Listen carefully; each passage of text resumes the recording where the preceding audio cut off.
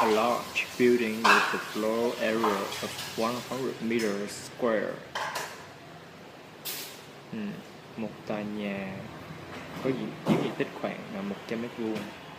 A lot of new people have moved into the area recently. Gần đây có nhiều người mới đến khu vực này. New homes in the area had electricity. Chỉ một vài ngôi nhà có điện ở khu vực này. His voice was dangerously quiet as he asked the question. Giọng anh ấy thì rất nguy hiểm, cũng giống như khi câu hỏi. I knew I had to keep quiet about it. Tôi biết tôi có thể tôi không tiết lộ bí mật này, không tiết lộ về điều đấy.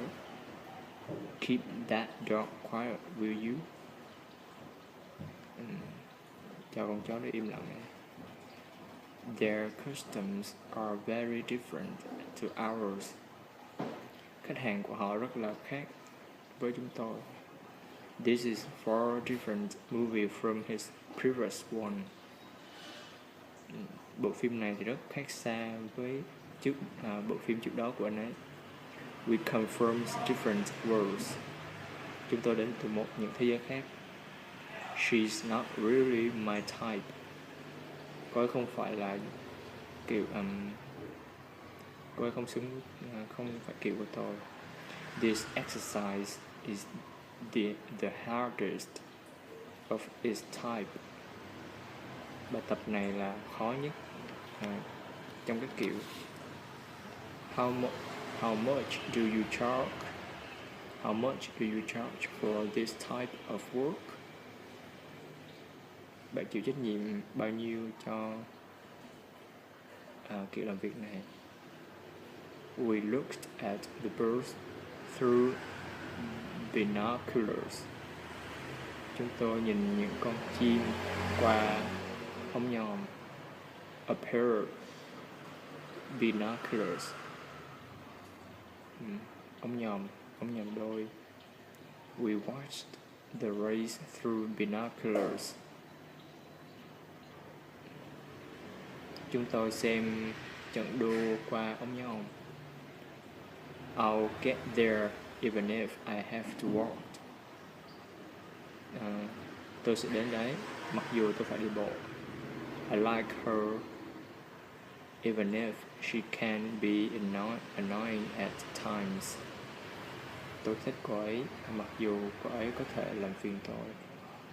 Did you get the rice? As if. Bạn đã nhận lương thật không? The feather matters held her like a soft cloud. Nệm lông thì khiến cho cô ấy giống như là nằm trên mây. She was light as a feather and moved freely with him. Cô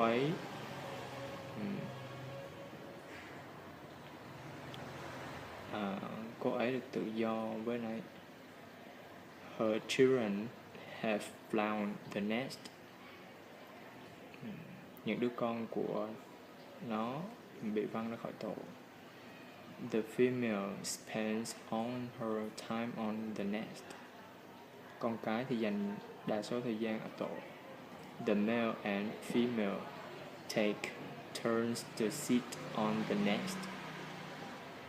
Con cái và con trống trở lại tổ. He laid the book down on the table. Anh ấy để cuốn sách xuống trên bàn. He laid the clothes neatly on his bed. Anh ấy để quần áo gần cái giường của anh ấy. They carefully laid a blanket over the body. Họ cẩn thận để cái chăn xung quanh bao xung quanh người.